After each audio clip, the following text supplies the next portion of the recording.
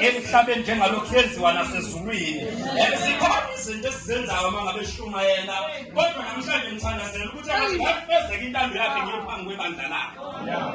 Lafunda khona ke bazalwane lithi iBhayibheli kwasuka isiqubu indoda isicelile, kodwa mesuka uJesu asuka angayedwa.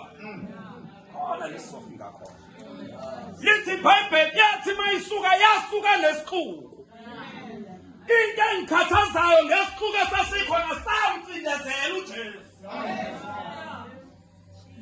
As a result izwe esiphila kulo uyabona ukuthi uJesu lona khona kodwa umanyaniswe isiqubu.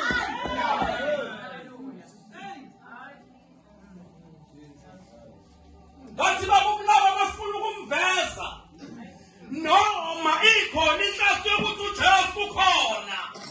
Kwangathi noma ngishumayela embokodweni umphakathi uthunasheni wasindisiwe ngoba uJesu ekhona kodwa uminyanisiwe.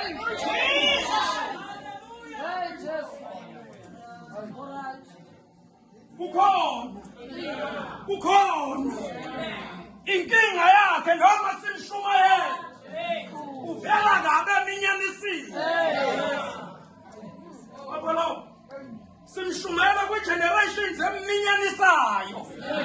Uthi noma uyamveza kodwa vezwe eqhushana nesiphrofethi. Uthi noma uyamveza vezwe iminyaniswa ngamanzi. Jesu. Awuyazi lenkulumo ethi ngibonga uNkulunkulu leJesu lakithi ukuthi noma simshumayela uminyanisiwe. Glory to Jesus. La kwafika indoda igulelwa. Yahamba yocela uJesu. Noma uJesu emzini wendoda.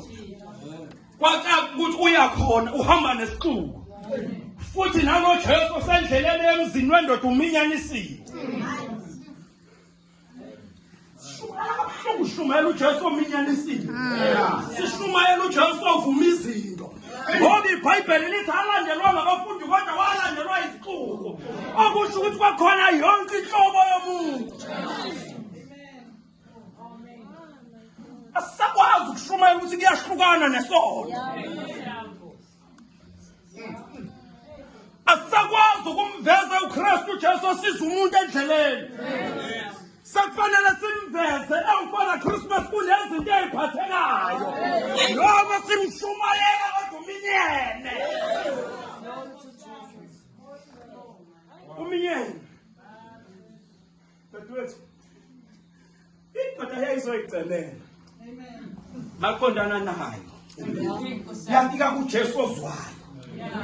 Kungakubi sekunomuntu ophuma ekhaya lakhe ethi ngiyoyicelela enkosini athi methu uyafika la endlini yokukhonza kunoJesu ominyeneyo. Umuntu uzobeka indaba yakhe ukuthi Jesu ngiyakhulelwa indodakazi ekhaya. Inkinga inhlangene kuyingene kunoJesu ohleli nesiqubu. Uminyene. Dadewethu khona soqeda. Mina bengishola ukuthi wathi mesuka uJesu ehamba. Wahamba nesiqubu. Mawulifunda lelo verse lithi isixuku samcindezela. Kwaze kwabuhlungu ukukhonza uJesu ecindezela. Ecindezelwa nama church protocols. Ecindezelwa imikhuba yethu. Ecindezelwa ukuzazi kwethu. UnoJesu ocindezela ukuthi uneMercedes. UnoJesu ocindezela ama personal belongings akho. Ukuthi noma ekhona kodwa ucindezelwe. Noma sifuna ukukhoba semva wakhe asikwazi ukumkhoba ngoba wena unezinto la. Ukuthula kubazalwane. uJesu wathi ufumaniseke eminyeneni noma ngifuna ukusho abamsuka ukuthi hayi ngiyabona bona abamsuka kade sahamba nawo kodwa ngathi ngicela ngakho ukuthi nakaThandaza angikwazi ngoba usuku unezinto.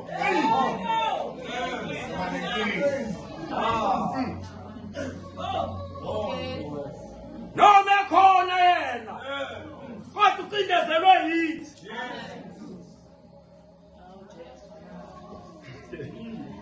Nangu umzalwane uyagulela.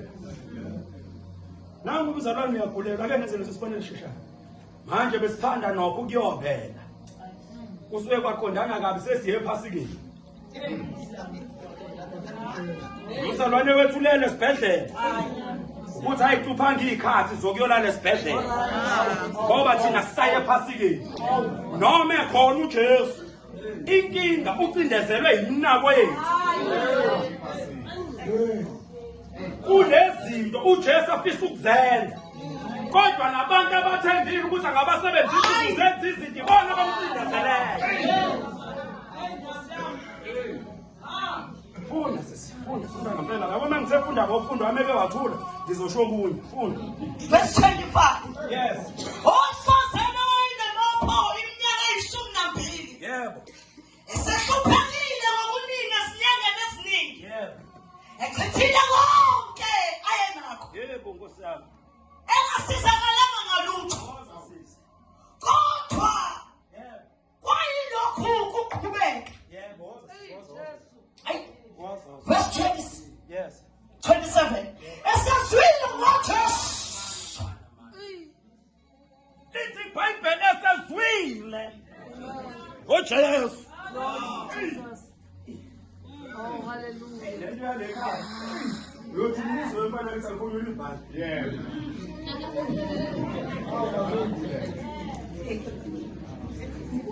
Thula kubazalwane. Amen. Kunenkinga elandiswa ngenhla. Hayi. Umfundo lefunda khona umntakazi. Kunenkinga elandiswa ngenhla.